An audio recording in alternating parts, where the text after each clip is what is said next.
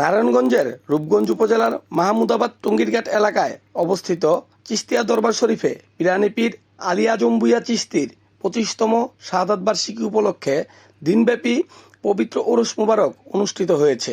ধর্মীয় ভাবগাম্ভীর্য, ভক্তি ও শ্রদ্ধার মধ্য দিয়ে আয়োজিত এই অনুষ্ঠানে দেশের বিভিন্ন জেলা থেকে আগত হাজারো মুরিদান ও ধর্মপ্রাণ মুসল্লি অংশগ্রহণ করেন। 15 জুন সোমবার অনুষ্ঠিত এই ওরস মুবারক উপলক্ষে দিনব্যাপী নানা ধর্মীয় কর্মসূচির আয়োজন করা হয়। কর্মসূচির মধ্যে ছিল জিকির, মিলাদ মাহফিল, বিশেষ দোয়া, তবারক রান্না ও বিতরণ এবং আধ্যাত্মিক বাউল গান পরিবেশন। অনুষ্ঠানে পিরানি পীর আলী আজম চিশতি সহ দরবারের আধ্যাত্মিক পূর্বসূরীদের স্মৃতির প্রতি গভীর শ্রদ্ধা নিবেদন করা হয়। আয়োজকদের পক্ষ থেকে জানানো হয়, ইসলামের শান্তি, সম্প্রীতি এবং মানব সেবার আদর্শ মানুষের মাঝে ছড়িয়ে দেওয়ার লক্ষ্যেই প্রতি বছর এই ওরস মুবারকের আয়োজন করা হয়ে থাকে। অনুষ্ঠানে সভাপতিত্ব করেন মোহাম্মদ আশরাফুজ্জামান ভূঁইয়া শাহিন চিশতি। সার্বিক ব্যবস্থাপনায় ছিলেন মোহাম্মদ সালাম মিয়া, ডাক্তার ফারুক আহমেদ এবং দরবারের খাদেম নূর মোহাম্মদ জয়। ওরসে অংশ নিতে কুমিল্লা সহ দেশের বিভিন্ন অঞ্চল থেকে অসংখ্য মুরিদান উপস্থিত হন। আয়োজক সূত্রে জানা যায়, এবছর প্রায় 2000-এর অধিক মানুষের মাঝে তবারক বিতরণ করা হয়েছে। ওরস মুবারকের অন্যতম আকর্ষণ ছিল বাউল শিল্পী রফিক সরকার ও শাহজাহান সাধুর পরিবেশনায় আধ্যাত্মিক বাউল গান।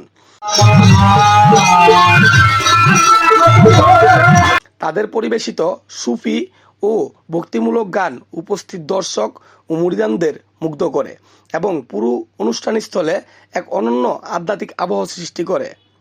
অনুষ্ঠানে আগত বক্তারা বলেন, পিরানি পীর আলী আজম ভূঁইয়া চিশতি মানুষের মাঝে ভালোবাসা, সম্প্রীতি ও মানবতার শিক্ষা ছড়িয়ে গেছেন।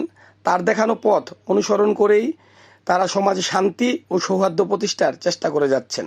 তবে আমাদের বাংলাদেশ হলো অলিয়া উলিয়ার দেশ, কারণ অলিয়া উলিয়া যদি আমাদের দেশে না আসতো তাহলে আমরা ইসলাম পাইতাম না। আব্বা, দাদা এবং দাদার আব্বা, দাদার দাদা থেকে পূর্বপুরুষ থেকে আমরা সোনারগাঁয়ের মুরাফাড়া তারা ভক্ত।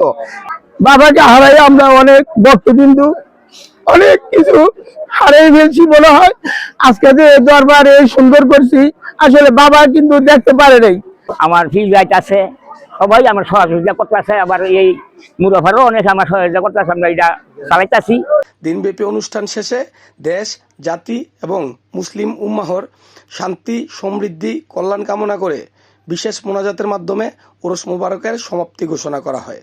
BM Abul Hasnat Bappi, channel 21, Rupganj, Narayanganj.